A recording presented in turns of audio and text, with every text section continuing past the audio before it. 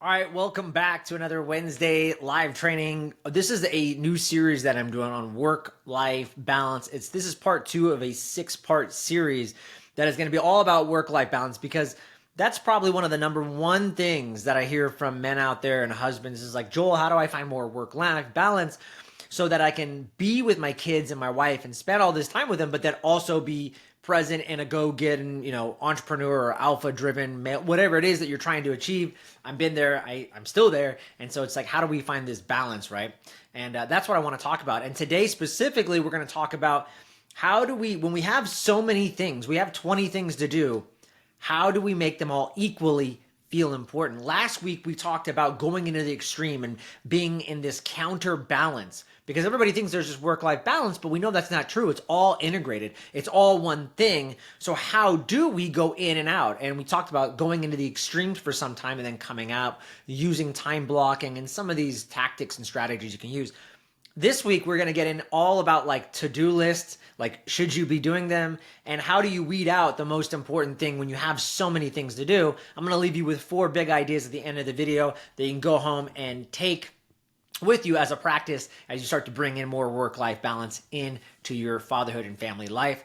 But before we get started, if you don't know me, my name is Joel Evan. I'm the founder of First Responder Fathers, dedicated to helping men build unshakable marriages and deeper connection with their kids. I'm a best-selling author, former police officer of 15 years.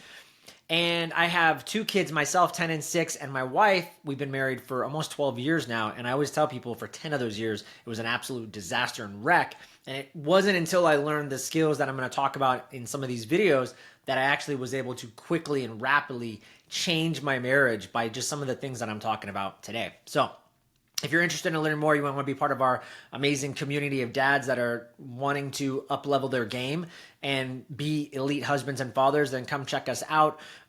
Feel free to reach out to me, send me a message, or I've got a lot of free stuff. You can join the Facebook group as well. I've got a great guide that walks you through what it takes to be an elite dad and husband. So check those all out. But let's get into it. So let's talk about to-do list, right? Is this something that we should be doing? I do like a check-off list a lot. I'll write down like 20 things I have, and I do that on a regular basis. I kind of have this running to-do list.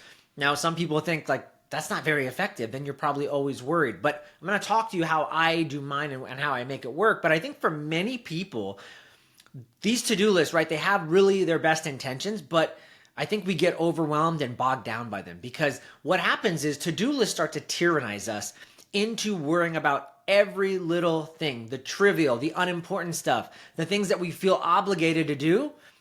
But why? Because it's just on our list. It's just because we wrote it on a list, and so now it's screaming at us that we have to finish it, we have to get it done, right? And so the problem with that, though, is the things that are most important to us, those don't always scream the loudest. And so that's why you see a lot of people in the world that are goal setters, but they're not goal achievers. Achievers, they think differently. They operate differently. And what they have is they have an eye for what is essential. They pause just long enough to decide what really matters here. And then they allow what matters to drive their day, to drive their mission, to drive their intention. So guys, instead of having a to-do list, let's have a success list. Let's have a list that we purposely create that is around extraordinary results, not just things that you need to get done, right? Because a to-do list, they tend to be long, and success lists are short. You've heard me talk in the past about success loves speed, right? Because it's short, it's concrete, it's concise, it's to the point, not this long drawn out thing. See, to-do lists, they pull you in all directions, whereas a success list actually gets you very specific and has a lot of clarity on exactly the direction you're going. One pulls you in all directions, the other one aims you right in a specific direction. And if a list isn't built around success, then that's obviously not where you want to go and where it's going to take you. So why would you build a list that's not around success? So how do we be successful? How do successful people turn a to-do list into a success list? Well, There's obviously so many things you can do. So how do we decide what matters most at any given time? Like I mentioned to you at the beginning of this video, I got 20 things I need to do. But here's the deal. We know there's a famous rule, a famous law or principle known as Pareto's principle or Pareto, and it's also known as the 80-20 rule. And that is simply that the majority of what you want is going to come in the minority of what you do. So if you want 80% of the results, what's the 20% that you need to do that's probably going to get you the 80% of the results? Not going to get you 100%, but most of what you want, that's what it is. That's the 80-20 rule. Some say 90-10, doesn't matter. Now, here's what I want you to do. I want you to go extreme Pareto. Extreme Pareto. No, not just the 80-20. So I want you to take and identify the 20%, and then I want you to go even smaller and find the vital few of the vital few. So you're going to start with your to-do list of, let's say, 20 things, right? Then I want you to whittle it down to 5 things. And then from those 5, I want you to pick the one thing. What's the one thing that you have to do in your marriage, your fatherhood, your business, your health, your relationships, your sleep, your nutrition, your anything? What is the one thing that you have to do that is going to pretty much move the boulders for everything else? There's a lot of things you got to do. As an entrepreneur, I have a business. I have lots of things I need to do, but there's really probably only 1 or 2 that's really going to move the needle. And that's what you got to decide. So let's wrap things up. The 4 big ideas that you can take home into this week or into this next month and into this next season of life is number 1, you're going to go small. I want you to stop focus on being busy, and I want you to focus on being productive.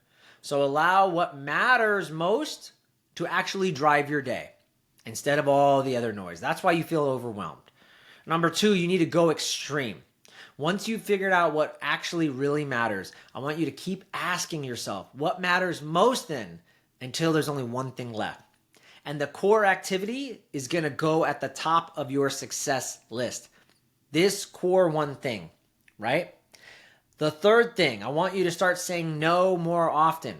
So whether you say later or never or maybe or not now, like, here's the deal. Anything else you could do until your most important thing is done is obviously not important enough. So you got to say no to everything else. You got to start blocking that out. Take care of the most important thing. Knock that out. Then go do all the other tasks. And the last thing is just don't get trapped in this checkoff game, right? Because if we actually really believe that not everything is equal in our task, right? If we really believe that things don't matter equally, then we must act accordingly. Then let's focus on what matters, right? Because at the end of the day, the most important thing is always the most important thing. I hope this was helpful for you guys. Like I said, every week we're going to be doing new strategies and techniques around this theme of work-life balance. This is simply 2 of 6. I hope you're getting a lot out of this. If you, like I said, if you want to learn more, you want to reach out, you want to be part of our free father community, reach out to me. And if you're interested in getting the guide, drop me a line, comment below. I'll send the guide to you. It's a 20-page report and paper and has tons of action steps and homework that you can get a lot. I mean, really, if people just use this guide, they would probably change their marriage. Like 90% of it would probably get better. So definitely check that out. Until then, I'll see you guys next week. Thanks a lot.